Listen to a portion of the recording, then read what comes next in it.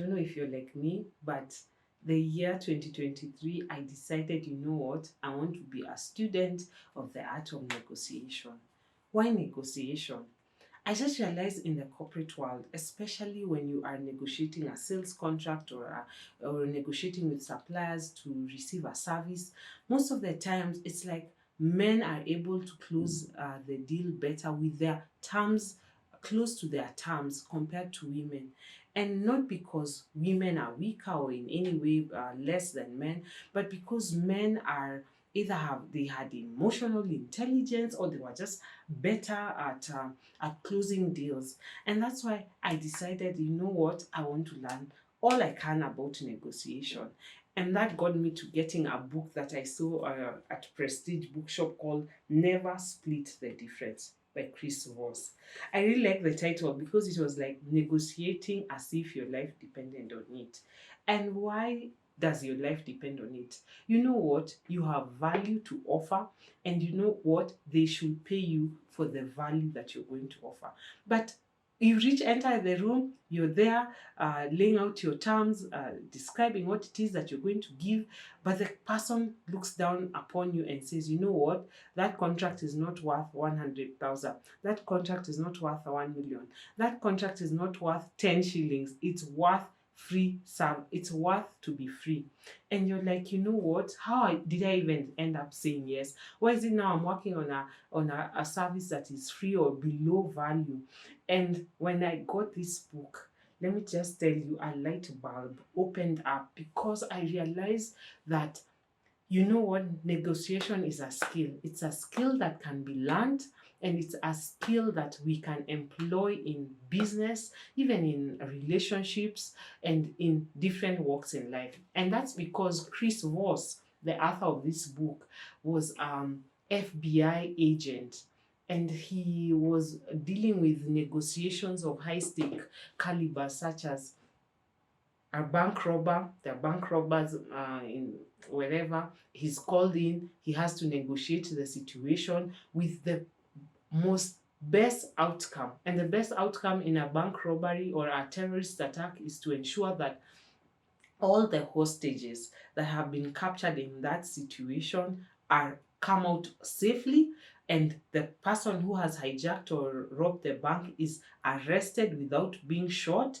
And so it's a win-win, where in terms of there's no casualty or loss of life, and the suspects are apprehended without any fire shootouts and things like that. So how do you negotiate with someone who is already well, how can you say, they're already in a situation where they're losing their mind because they know they've been captured? So emotional intelligence is definitely out the window. They are not rational in their thinking at that moment, but you have to reason with someone who is irrational and get the best possible outcome. And that's why he called the book Never Split the Difference. You know, you're negotiating with someone who's irrational at that moment, but you have to ensure that you get the best results.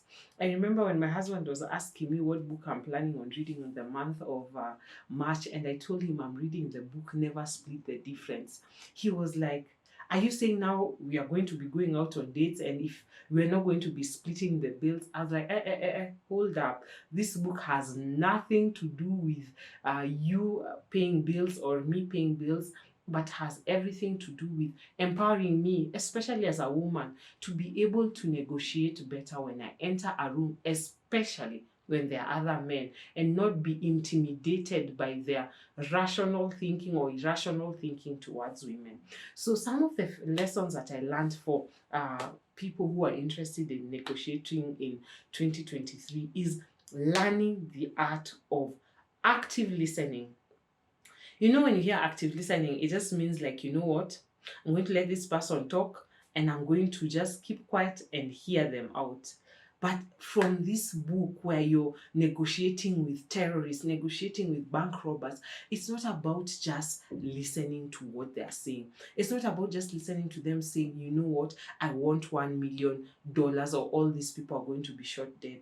It's going into a room and choosing to listen to all the environmental cues, all the cues from their voices. And for us, it's even going further to listening to their cues, body language. Because sometimes this person, yes, they entered into a situation where they wanted money, they've been caught, they've been cornered, now they are scared, they want money, but at the same time, they are firm in their resolve that they want to be safe. So how do you negotiate with such a person? As you talk to them, as you listen to them, you'll start hearing cues such as, I'm scared, I don't want to be here. And engaging in such, when you pick now those cues, when you pick those environmental cues, are they by themselves? Which section of the room are they in? Now, they start giving you feedback, and now using that feedback to be able to get the best possible advantage. So you enter into a boardroom, and the panel of you've just submitted your tenders, and they're asking you, why do you think you deserve to get this 1 million contract? Why do you think you're the best supplier compared to everyone else? And as you listen to that question, it's not just about the question, it's who has asked it, why are they asking it, are the accused showing pride, arrogance in their smile, are they showing empathy? And when now you pick those cues, you're able to respond more towards that person. So you'll be able to see, maybe the man has looked with you with fatherly eyes, and you're like, you know what, I just want to be able to meet the needs of my family, rather than, you know what, I deserve this contract because I'm the best. So you pick these cues and allow these cues to work for your benefit. You allow these cues to give you the answer that this person actually wants to hear, rather than what you want to say. So the active listening in terms of negotiation, for me, what I learned and what I plan on sharing in using in future is just not going in a room with these are my goals, these are my intentions, these are the values that I want, but listening to what they're saying. Maybe they're telling you, you know what, this contract you may not get this 500,000, but next time as you deliver, you will be able. So it's picking on those things, and will you be paid on time? And you can feel the shift in someone's body, and you're like, as you pick those cues and bounce them back to the sharer of the message, you're able then to feel the room, understand it, and also get your what you deserve, because this person is actually telling you, because they have the knowledge in their head. Some other lessons that I learned, because they were like, it's like you can combine them together, was mirroring. This person asks you a question, why do you deserve this contract? And you answer back with, like, this author was telling us, repeat the last 3 lines. I deserve this contract because, as you stated in your application, you want to empower women. And so you're repeating their words back to them. And because now those are the words that they wanted to hear, they're able to have like a breakdown towards, or a favorism towards you. And allowing silence to play a good part for you. I want this contract because, you know what, you want to empower women. Is that, and then you keep quiet. Then the person will have the opportunity to expound. It's like silence forces the other person to be able to respond to what it is that you want. Okay, yes, we really want to empower women because, so as they expound, they're giving you more answers where you're actively listening. Then you pick those answers and repeat them back to them. So you aided, and as he said in this book, smiling. When people pick up your phone on the other line and they're not smiling, you can be able to tell that they're not in a good mood. But when you give out positive vibes and you're like humble, even if someone is bashing you, but you remain calm because you know what you want and you're not willing to split the difference. Smile back, wait for mirroring what they're saying back to you. Not allowing you, don't ask close-ended questions. Those are, how are you doing? Fine. What's so good about today?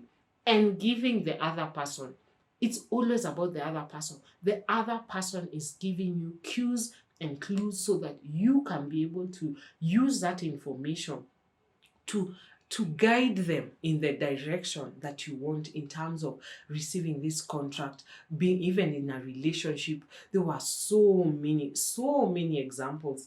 And if you're a person who loves storytelling, let me tell you, or you're someone who loves these crime stories, this book is the book that you need to read to close contracts or close negotiate with suppliers, even with your loved one. Let's say you want to go for a trip in Mombasa and the other person wants to go to a trip in Kisumu.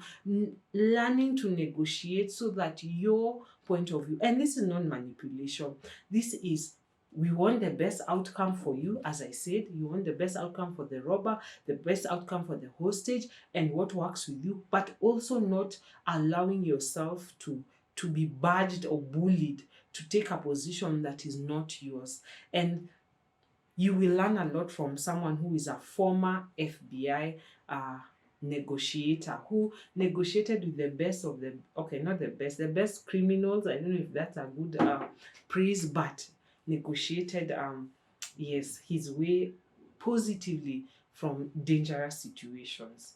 So if you're like me, this is not the last book I'm going to be reading about negotiation, because I still need to learn how to smile back when I'm not feeling like smiling, how to actively listen, how to mirror back what the other person is saying, how to ask open-ended questions rather than closed-ended questions, so that I can be able to get the contract that I deserve in 2023 and not have a negative attitude that such big contracts are for men rather than for women.